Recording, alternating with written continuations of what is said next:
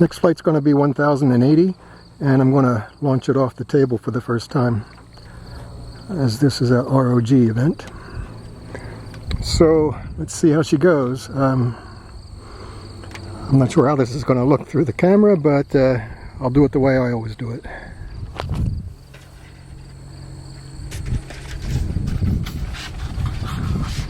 There we go. 3, 2, 1. Whoa.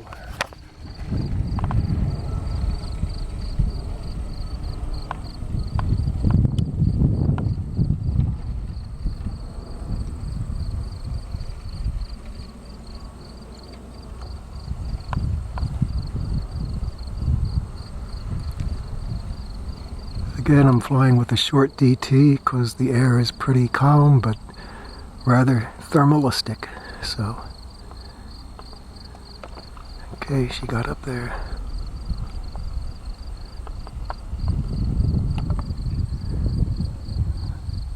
Not crazy high, but I'll just keep going up in lines. There's the DT.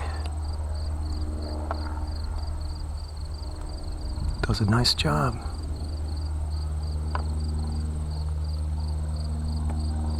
Great. Alright, so let's get up to 1300 turns and see what she does.